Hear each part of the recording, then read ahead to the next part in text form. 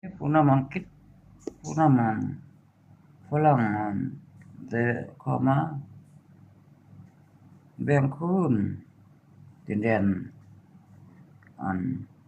กัมพูชาบ่มีผู้ใดไกลเกลี่ยเทื่อบางเทื่อยับเข้าเขาบ่เคยมีวัดโบราณอันมีแม่งเบิ่งแต่ธรรมชาติก็แนะนำฝรั่งเศสบ้านเฮาแล้วก็อพยพหนีเนี่ยโอ้อังกฤษเนี่ยเจ้าได้แบ่งซั่นก็หมายว่าพวกเจ้าเป็นสายลับนำจะชีวิตลาวจะชีวิตไทยเอาข้อมูลความลับอยู่อั่นลาวอยู่ทวีปตะวันออกโอ้โฮคือสุดแนวภูมิคือผู้นำฝรั่งเศสเนี่ยความทำนายเนี่ยผลสิล่มสลายเกาหลีใต้คันพร้อมกลุ่ม NATO ไปเรือเกาหลีใต้คนลาวบ่อยากไปก็ไปคันสิเข้าทางนั้นตอนนั้นสิได้กู้สงครามฉะนั้นสงครามน่ะพิษล็อกนั่นแล้วมันบ้าแหละเกาหลีใต้บางเทื่อเห็นว่าคนลาวไปครึ่งแรงงาน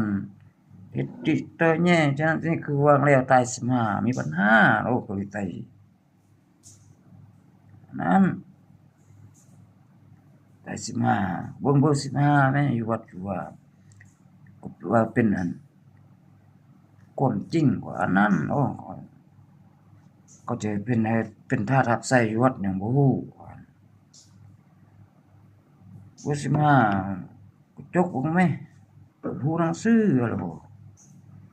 คันเจ้าเอาเมียน่ะฮอดอัน13ผู้14แม่นลูก15นั่นคันเจ้าเอาฮอด12น่ะ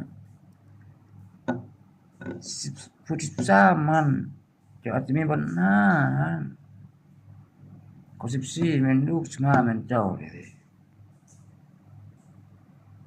เดี๋ยวนั้น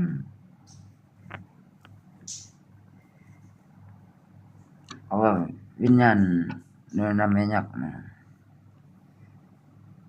คืออันช่วงเจ้ามักนายกยิ่งลักษณ์มักแท้มากว่าเลาจนได้อ้อมไปต่างประเทศอันเดี๋ยวนี้นี่คือทึกพนันจำเป็น